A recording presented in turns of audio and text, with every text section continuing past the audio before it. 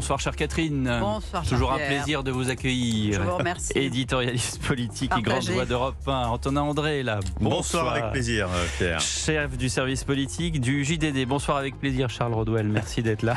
Merci pour votre invitation. Député EPR des Yvelines, fondateur d'Ensemble Français. Vous avez fait votre service militaire? Non, vous êtes trop jeune. Je vous. n'ai pas trop fait mon jeune. service militaire. Et si ça avait été aboli. volontaire, vous l'auriez fait ou pas? Je trouve que l'idée qui a été présente aujourd'hui est géniale. Parce que, Vraiment, j'aurais beaucoup aimé pouvoir le faire. parce que. Hein, Pourquoi On est-ce a qu'elle est géniale? un premier débat avec Monsieur André. Non, mais 3 non. mois de service militaire Non, volontaire. 10. 10. Ah, 10, oui. 10. Et même 10 mois de service volontaire, si on est vraiment au bord de la guerre, il faut que ce soit 10 mois de service pas volontaire obligatoire pour tout le monde et plutôt 1 an que 10 mois. Parce que sinon, en dehors d'éplucher les patates en cuisine, je vois pas bien ce que vont faire nos piou-piou une fois qu'ils Non, auront mais- passé 10 mois. mais Ah, vous je êtes vois- sous-estimer les armées. Oh là là. Tout à fait. Charles Rodwell, vous Tout à qui fait. êtes dans Je une suis- circonscription qui est quand même marquée. Absolument. Et donc, je vais me faire plateau de ardent Saclay, défenseur de nos armées. Il y a D'un point Satori de à vue côté. parfaitement objectif. Ouais. Non, honnêtement, nos armées accompagnent parfaitement les jeunes dans leur insertion dans nos armées. Je le vois pour le coup sur la base militaire et de gendarmerie qu'il y a juste à côté de ma circonscription, Satori.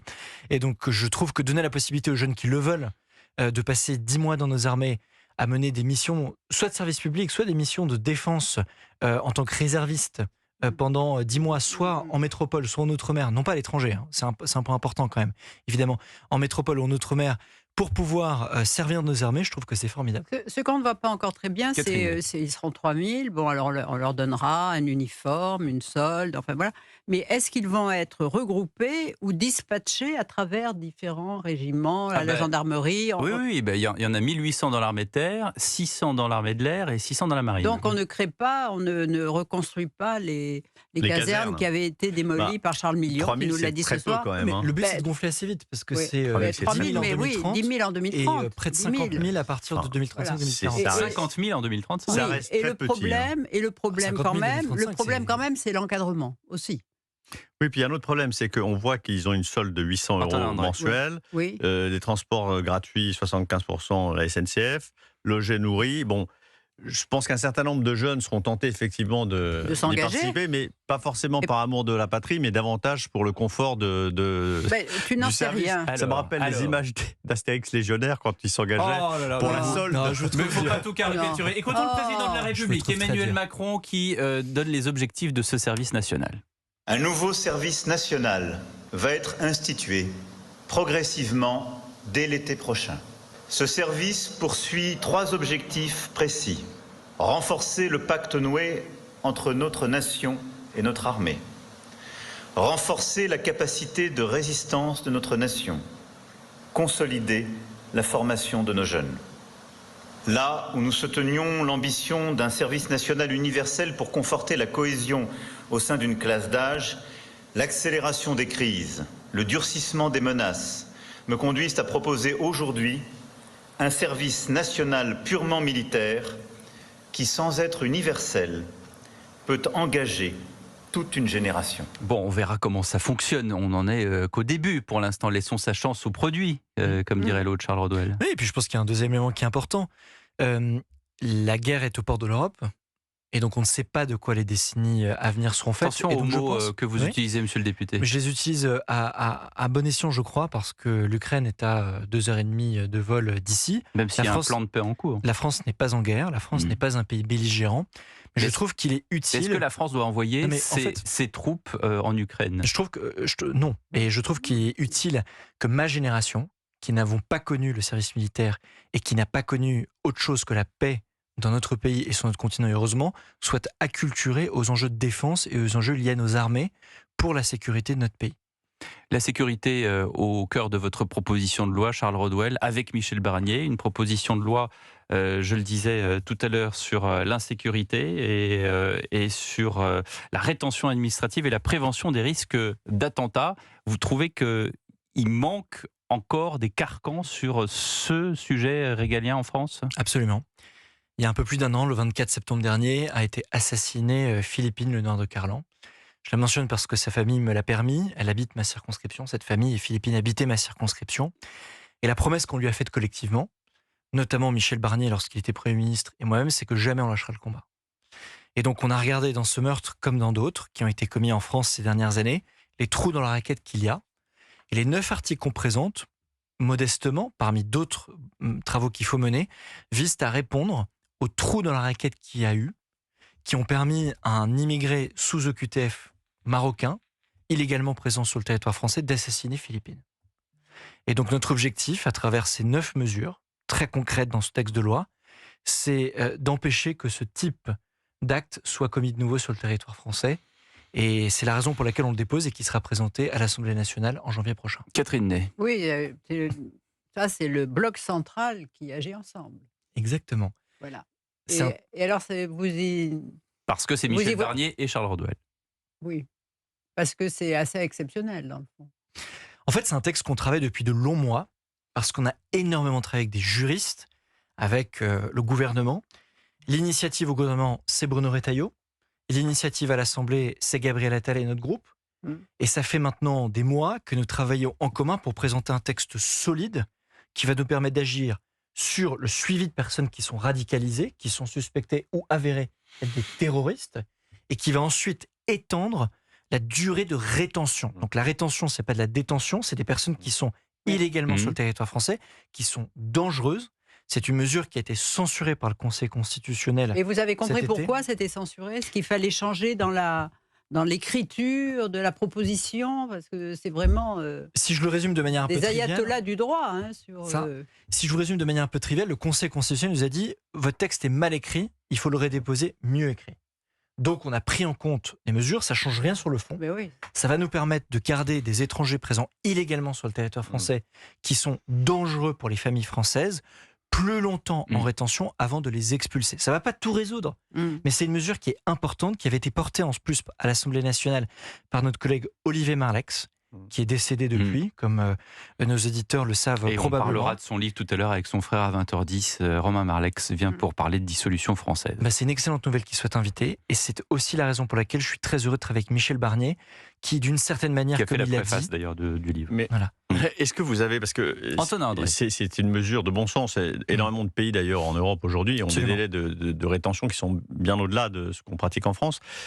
Après, se pose la question des moyens, c'est-à-dire que est-ce qu'on est sûr qu'on va avoir les moyens matériels, c'est-à-dire d'avoir des centres de rétention suffisamment vastes. On voit aujourd'hui dans les prisons à quel point il est compliqué d'incarcérer les gens, ne serait-ce que pour des raisons de surpopulation carcérale. Donc, Et de les garder, il y a parce cette que là, question, ici, leur de barreau. les garder. Il y a cette question des moyens de détention, et puis il y a la question aussi des moyens de surveillance. C'est-à-dire que surveiller, il faut que l'État soit capable de se donner les moyens et l'ambition de rendre cette surveillance suffisamment effective, parce que tant de fois, on a vu que des individus qui étaient censés être surveillés ne l'étaient pas et passaient à l'acte.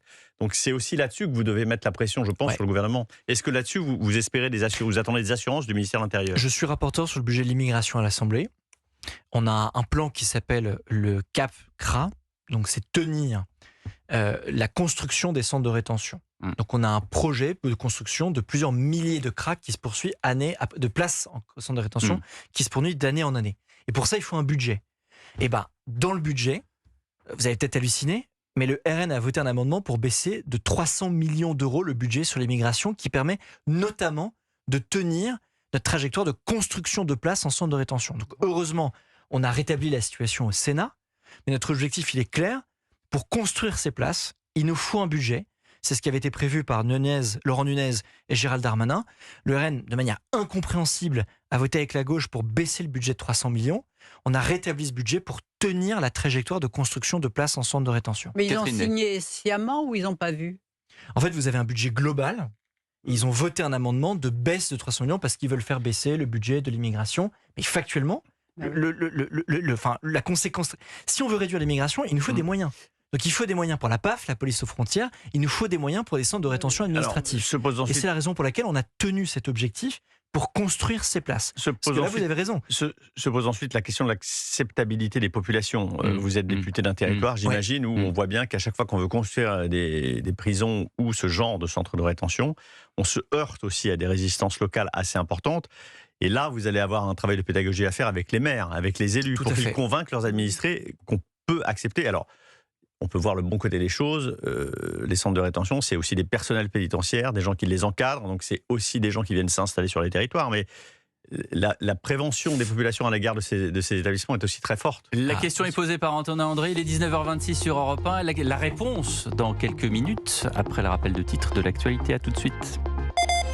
Europe 1 Soir, 19h-21h, Pierre de Villeneuve. Europe 1 Soir. 19h-21h, Pierre de Villeneuve. Toujours avec notre invité, le député EPR des Yvelines, Charles Rodwell, avec Catherine Ney, avec Antonin André qui vous demandait juste avant la pause. Effectivement, c'est bien de construire des établissements, des centres de rétention, des prisons, mais quand on construit ça dans une ville, dans un village, dans une ville moyenne, forcément, les gens autour, les habitants, ne sont pas forcément très heureux. Comment on fait ? Eh ben moi, les municipales arrivent. J'alerte tous ceux qui nous écoutent que votre vote au municipal aura un impact très concret sur cette question. Je prends par exemple la maire de Rennes, Johanna Roland, qui a annoncé que dans son programme... Pardon ? Elle est à Nantes, Nantes, oui. Nantes, pardon. Qu'est-ce que j'ai dit ? Rennes, pardon. Nantes, Johanna Roland, a annoncé que Nantes serait une ville d'asile et que donc elle refuserait de construire des places de centres de rétention administratifs. Elle, parmi beaucoup d'autres élus de gauche, qui vont présenter des listes de gauche aux municipales à venir. Et donc votre vote aura un impact très concret, y compris sur la question de la rétention administrative. C'est pas simple d'avoir un centre de rétention ou de détention dans sa ville. À Versailles, là où je suis conseiller municipal, dans la majorité du maire, il y a une maison d'arrêt, qui est d'ailleurs en ville. Mais tout se passe bien parce qu'elle est parfaitement sécurisée. Les détenus sont parfaitement, je dirais, enfermés. Il y en a d'autres dans les Yvelines. Et donc les choses se passent très bien. Mais effectivement, quand vous avez des élus locaux qui sont de droite, ou du centre, en tout cas des majorités qui prônent la fermeté en la matière... Vous faites cette dichotomie. Bien sûr. Gauche-droite, donc enfermé, pas enfermé.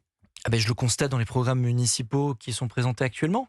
Quand des élus dans des mairies qui font des alliances avec les écologistes ou LFI refusent de construire les places en centre de rétention administrative, ça veut dire qu'il faut qu'on les bascule ailleurs. Et vous diriez que, par exemple, le fait que la prison de sont évadés les deux à Dijon, c'est à cause des responsables politiques qui sont à l'agglomération ou à la commune ou au département. Écoutez, le désarroi, si ce n'est autre chose, de Frédéric Stoll.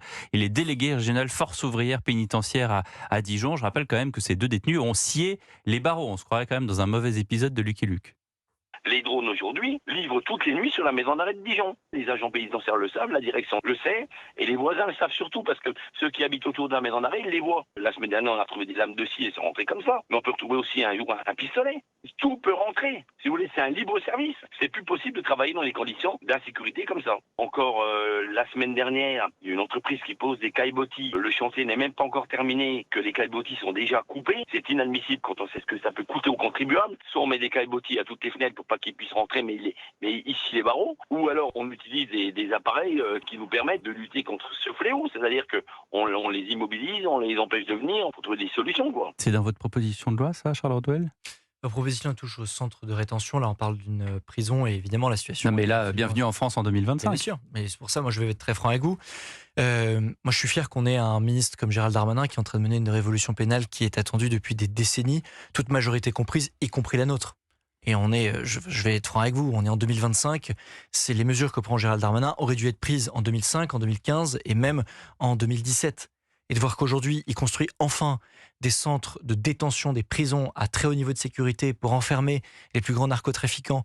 Le fait qu'enfin, il mène une politique zéro chi dans les prisons. Un entretien d'embauche à 700 km de la prison. Non, mais moi, je suis très heureux d'enfin de voir un ministre de la Justice qui secoue le cocotier et qui est en train de mener les réformes fondamentales qu'il faut pour nos centres pénitentiaires.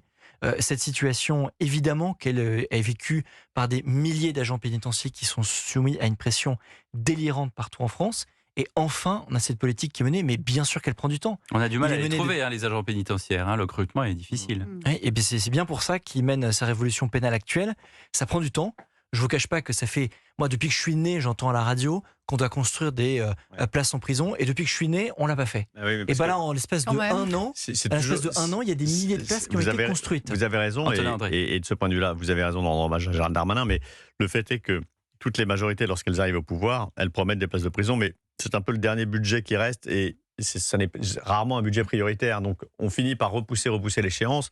Et on ne veut pas mettre des millions dans les prisons. Parce que quand on met des centaines de millions dans les prisons, vous trouverez toujours des voix pour dire pourquoi faire des prisons voilà, pour les détenus et soigner cette catégorie de population alors qu'on a bien d'autres chantiers à faire. Je voudrais apporter un témoignage personnel que Albin Chalandon a construit 15 000 places de prison. Quand Alain Juppé était au ministre du budget, il lui disait, mais Albin, tu veux construire des 5 étoiles pour des voyous. Alors il dit, mais, tu vois, mais c'était pas ça du tout. Et quand on visite des prisons, on voit que si on veut que les gens qui sont emprisonnés ne sortent pas comme des voyous et des bêtes sauvages, parce que la vie ensemble, et je veux dire, c'est quand même le devoir des politiques, c'est de construire des prisons.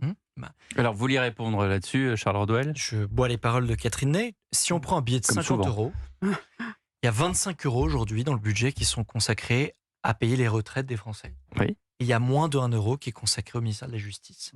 Et vous avez, la semaine dernière, une alliance, pardonnez-moi, mais du RN et de la gauche, le RN qui porte une politique de fermeté pour abroger la réforme des retraites qui va une nouvelle fois plomber nos comptes pour financer les retraites. Donc, en fait, pardonnez-moi, mais le budget, c'est des choix politiques. Si on veut mettre plus d'argent sur la justice, il faut bien faire des économies quelque part. Moi, ça ne me fait pas plaisir de voter la réforme des retraites et de voter contre sa suspension. Simplement, si on veut donner de l'argent à la révolution pénale que mène Gérald Darmanin, si on veut donner de l'argent aux milliers de places qu'il est enfin le budget en train de construire, il faut bien faire des économies ailleurs. Et je sais que ça ne fait pas forcément plaisir. Je sais que c'est un sujet qui vous tient à cœur, puisque une fois que vous êtes venu, on a parlé de la retraite par capitalisation. Absolument. Et c'est quelque chose qu'on devrait instiller dans les années à venir. Je voudrais qu'on parle gros sous, mais autrement, à propos de ce projet de renationaliser ArcelorMittal. C'est une idée de LFI. Écoutez Aurélie Trouvé, la députée LFI de Seine-Saint-Denis. Il faut nationaliser ArcelorMittal en France. C'est une cause nationale. Cette loi, elle va permettre de reprendre les installations en main, de faire de notre pays un leader mondial de l'acier vert, plutôt qu'un pays en déshérence industrielle. La nationalisation, elle coûtera 3 milliards d'euros. C'est quoi, chers collègues ? 3 milliards d'euros, à côté du coût social de 80 000 emplois perdus, à côté des savoir-faire, de la souveraineté industrielle sacrifiée à jamais, de la perte de notre indépendance nationale. Bien sûr, cette nationalisation, elle n'est pas suffisante. Il faudra davantage protéger l'État français et européen, développer les marchés locaux par une action forte de l'État. Oui, la nationalisation n'est pas suffisante, mais elle est absolument nécessaire. Comment est-ce que vous avez réagi tout à l'heure dans l'hémicycle ? Là, vous avez passé l'un des seuls moments calmes de la journée parce que nous sommes sur la niche parlementaire de la France Insoumise. Donc malheureusement, pour ceux qui étaient présents dans les travées, ils ont assisté au spectacle qu'est la France Insoumise depuis le début de mon mandat. Moi, je ne souhaite pas nationaliser ArcelorMittal, je souhaite que nous sauvions ArcelorMittal. C'est la différence fondamentale entre la politique. Ce soir, vous verrez, ce texte sera adopté par le Rassemblement national qui votera le texte de la France Insoumise. Il sera adopté. Je ne voterai pas la nationalisation d'ArcelorMittal. Les deux mesures que je pousse pour sauver l'acier produit par ArcelorMittal, c'est 1, baisser les prix de l'électricité.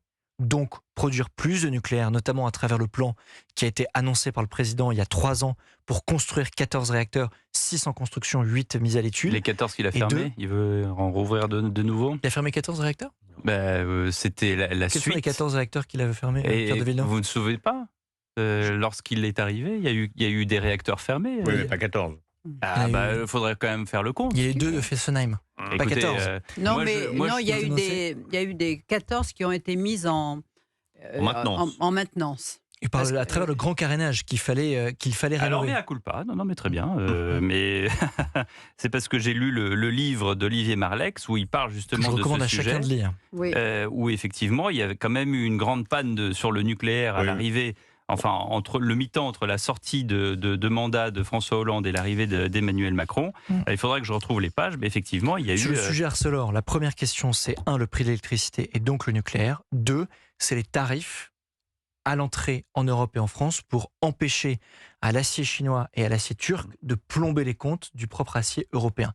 Moi, ce qui m'interroge juste cette question... Comment est-ce que vous le sauvez, ArcelorMittal ? Moi, je pose juste une question. Les tarifs à l'entrée, donc les taxes qu'on met à l'entrée de ces entreprises, à l'entrée de l'Europe. La dernière fois qu'on l'a fait, c'est la taxation des géants du numérique. On voulait taxer tous les géants du numérique à 15%. Quels sont les deux États à l'échelle de l'Europe qui ont mené la guerre et qui ont essayé d'empêcher la taxation des géants du numérique ? L'Italie de Meloni, la Hongrie de Viktor Orban. Donc les mêmes qui vous disent en France, vous en faites pas, on va défendre les entreprises françaises contre les géants du monde entier qui attaquent nos marchés, sont les deux qui siègent dans le groupe du RN et de l'extrême droite française. Là, vous parlez par idéologie, vous dites la taxation c'est Orban de ces entreprises qui rentrent en Europe. Comment dirais-je, en sortant des étendards avec les personnalités que sont Meloni et Orban, mais on n'a pas vu les conséquences en attendant. Nationaliser ArcelorMittal ne va pas faire baisser le prix de l'acier en France. Donc en fait, en nationalisant ArcelorMittal, vous ne sauvez pas ArcelorMittal. Le seul moyen de sauver ArcelorMittal, c'est de permettre à l'acier d'ArcelorMittal d'être compétitif. Catherine, et ça, il y avait a deux moyens de le faire. Baisser le prix de l'électricité avec le nucléaire et de deux, mettre des tarifs aux frontières de l'Europe que refuse l'extrême droite européenne, comme on l'a fait sur la taxation des géants du numérique, comme on l'a fait sur les véhicules chinois. Il faut le faire sur l'acier chinois et sur l'acier turc. Catherine, il y avait eu une mesure sous Nicolas Sarkozy pour Alstom. Pour Alstom, mais il n'avait pas nationalisé. Il avait demandé à l'entreprise Bouygues de reprendre des choses pour le temps de redresser l'entreprise. Et après, il avait la possibilité de partir. Voilà, en tous les cas, il avait sauvé Alstom et s'était battu contre Mario Monti qui voulait... Encore un Italien, décidément. Oui, mais qui était prêt à donner Alstom à Siemens. Voilà. Le calendrier de cette proposition de loi ? Présentation en commission des lois de l'Assemblée nationale en mi-janvier, et ensuite passage en séance, donc dans l'hémicycle. Nous la porterons avec Michel Barnier et nous espérons que la majorité la plus large possible l'adoptera. Nous avons déjà près de 150 co-signataires. Nous sommes extrêmement heureux et nous les remercions. Et nous mènerons ce combat jusqu'au bout. C'est la promesse que j'ai faite à la famille de Philippine et que nous faisons aux familles qui ont été frappées par ces attentats. Nous ne lâcherons jamais le combat. Merci Charles Rodwell d'avoir été en direct dans le studio d'Europe 1 dans un instant. La reprise des débats après un rappel de titres de l'actualité. Je vous signale que vous retrouvez Jacques Vendroux et le service des sports de la rédaction d'Europe chaque vendredi de 21h à 22h pour le studio des légendes. Et demain, ce sera Didier Lacroix, le président du Stade Toulousain, qui sera l'invité du studio des légendes. Restez avec nous, 19h43 sur Europe 1. Europe 1 Soir, 19h-21h, Pierre de Villeneuve.